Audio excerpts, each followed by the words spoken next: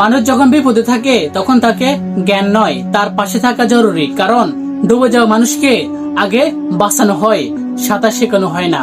একটি গ্রামের পাশ দিয়ে একটি নদী বয়ে যেত। বর্ষাকালে নদীটি ভয়ঙ্কর রূপ নিত।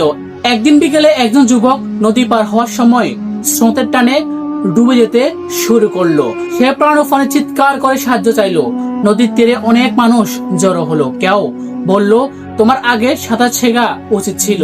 আরেকজন বলল, আমি তো আগে বলছিলাম বর্ষা নদীতে নামতে নেই। কেউ আবার তার ভুলে দীর্ঘ ব্যাখ্যা দিতে শুরু করলো। কিন্তু আশ্চর্যের বিষয় হলো কেউ পানিতে নামলো না। ঠিক তখনই এক ভদ্র মানুষ কোনো কথা না বলে নদীতে ঝাঁপ দিল। প্রবল স্রোতের সঙ্গে লড়াই করে তিনি যুবকটিকে তীরে তুলে আনলেন। কিছুক্ষণ পর লোকটির জ্ঞান ফিরল।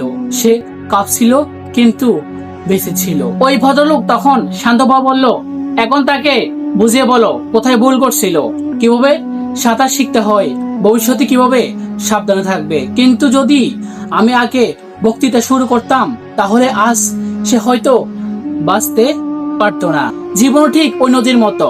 অনেক মানুষ এমন বিপদে পড়ে যেখানে তাদের উপদেশে প্রয়োজন একটি সহানুভূতির হাত, একটি সাহায্যের কথা, অথবা এমন একজন মানুষ যে নিঃস্বার্থভাবে তার পাশে দাঁড়াবে।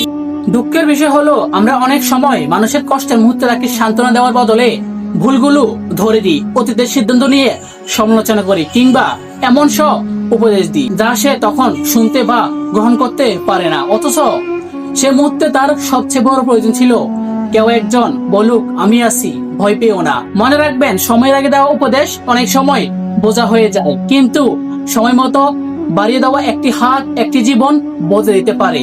তাই মানুষ যখন বিপদে থাকে তখন তাকে জ্ঞান দেওয়ার আগে তার হাত শক্ত করে ধরুন।